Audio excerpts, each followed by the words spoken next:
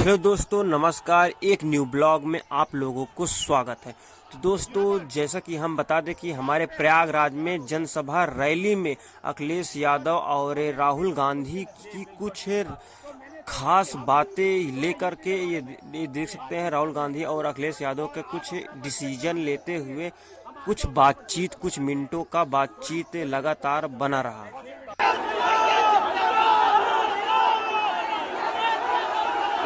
Brother, यहाँ पे हमारा माइक खराब हो गया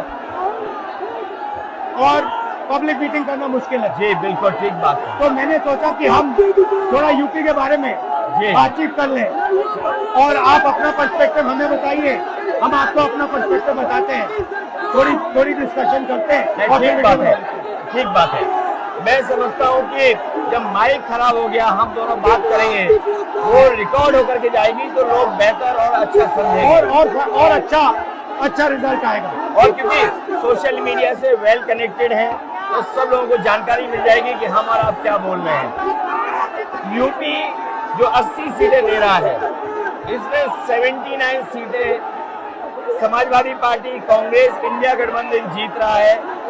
एक जो क्यूटो है उसमें हम और आप लड़ाई में हैं।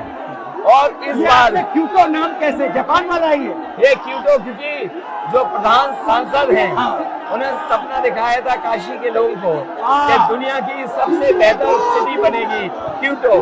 तो क्यूटो बनी नहीं बनी, काशी के लोग ये तय करेंगे और फिर वोट डालेंगे। तो इस बार मन मर्जी नहीं चलनी है, मन की बात नहीं चलेगी, हमारे आपकी बात और 140 करोड़ लोगों की बात और संविधान की बात होगी। और आपने देखा, हम सब ने देखा कि यूपी को नरेंद्र मोदी जी ने बेरोजगारी का सेंटर बना दिया और इतनी बेरोजगारी की है। ये जितने बच्चे दिखाई दे रहे हैं, ये दिखाओ, वो लोग हैं दिखाओ जो अग्निवीर या पेपर लीक जिसकी वजह से उन्हें नौकरी नहीं मिली है और ये सब रोजगार नौकरी चाहते हैं। बीजेपी ने जो झूठे सपने दिखाए थे इन्वेस्टमेंट मीट के, जो झूठा सपना दिखाया था डिफेंस एक्सपो का, जो सपने बेचे थे G20 में, लेकिन इन नौजवानों को न नौकरी मिली न रोजगार मिला, आज ये खाली हाथ हैं। तो इसलिए हमें और आप मिल के जो आपने कहा, जो इंडिया गठबंधन कह रहा है कि 30 लाख बच्चों को नौकरी दी जाएगी, उस दिशा में हम लोग काम करेंगे। और पहली नौकरी पक्की स्कीम जिसके माध्यम से हर ग्रेजुएट को नौकरी का अधिकार, बेहतरीन ट्रेनिंग और बैंक अकाउंट में 1 लाख रुपए साल के। आपने नोट किया कि मोदी जी खटाखट बोलने शुरू कर दिए। ये आपके खटाखट के बाद वो रटारट खटाखट कर रहे हैं। अच्छा, आप एक बात बताइए, मुझे क्यूरियोसिटी है, थोड़ा आप अपने पापा के बारे में मुझे बताइए जी। मुलायम सिंह यादव जी के बारे में बताइए। आपने उनसे क्या सीखा? नेताजी और उनके साथ के लोग बिल्कुल जमीनी राजनीति करते रहे। हालांकि नेताजी कुश्ती, पहलवान और गांव के थे। करते हो कुश्ती? नहीं, मैं कुश्ती नहीं कर पाया जीवन में, क्योंकि मैं मिलिट्री स्कूल में चला गया तो कुश्ती नहीं कर पाया।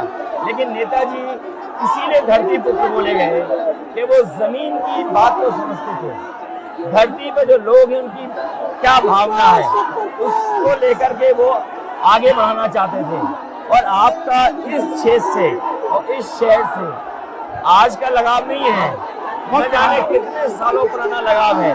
जो इमोशनल कनेक्ट आपका इस शहर और शहर से है वो शायद और किसी राजनीतिक परिवार का नहीं होगा। तो नेताजी से उनका हार्डवर्क और अपने लक्ष्य के लिए लगातार काम करते रहना, जो गैर बराबरी की लड़ाई डॉक्टर राम मनोहर लोहिया यहीं लड़े थे। हालांकि हमारी आपकी विचारधारा की यहाँ टकराव रहा, लेकिन हमारे व्यक्तिगत या जो सिद्धांत में कभी समझौता नहीं हुआ। सिद्धांत को लेकर के हमने आपके साथ खड़े हुए और कई बार खड़े हुए, और आपकी भी पार्टी सिद्धांत से बहुत करीब रही समाजवादियों के। बट मुझे लगता है कि अब एक नई तरीके की पार्टनरशिप बन रही है, क्योंकि जो इस बार हमारा कोऑपरेशन है, शायद पहले ऐसा कोऑपरेशन नहीं हुआ। मतलब बिल्कुल सब जुड़ गए। सबसे अच्छा ये है कि जितना उन्होंने कहा 2 लड़कों की जोड़ी, उतना युवा आपसे, हमसे, इंडिया गठबंधन से और जुड़ गया। तो ये नेचुरल अलायंस है, और नेचुरल अलायंस इसलिए लोग महसूस कर रहे हैं कि वो चाहते हैं कि नौकरी और रोजगार मिले, नौकरी और रोजगार मिले। तो ये बड़ी भावना है कि हमसे, आपसे ये यूथ कनेक्ट कर रहा है। सबसे बड़ी बात, महंगाई की चोट सबसे ज्यादा इन लड़कों को लगती है। हमारी थिंकिंग है और आपकी भी है कि ये जो 22-25 लोगों को नरेंद्र मोदी जी ने पूरा का पूरा धन पकड़ा है, उसको ठीक करने के लिए जो हमारे युवा हैं, माताएं बहनें हैं, उनको डायरेक्ट बैंक अकाउंट में पैसा देना है। देखिए, ये जो लोगों के पास पैसा पहुंचने से जो अर्थव्यवस्था को लाभ मिलेगा, मैं समझता हूँ इनका भाग्य भी बनेगा और देश की अर्थव्यवस्था ही बेहतर होगी। ये जरूरी स्कीम है कि इनके अकाउंट में पैसा पहुंचे, इससे थोड़ा बहुत जीवन स्तर इनका भी अच्छा हो। नरेंद्र मोदी जी डिबेट से क्यों डरते हैं? क्योंकि वो सच का सामना नहीं करना चाहते। पूरा उनका झूठ का गुब्बारा है।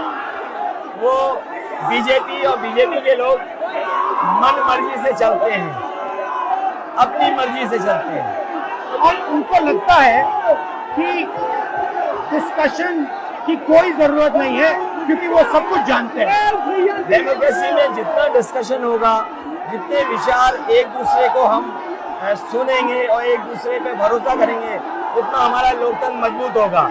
ये बीजेपी के लोगों ने न केवल हमारी जान को खतरा पैदा किया है, बल्कि लोकतंत्र को भी और संविधान को भी खतरा पैदा कर रहे हैं। और इसका नतीजा दिख रहा है कि चाइना हमारी जमीन के अंदर आ रहा है, आ गया।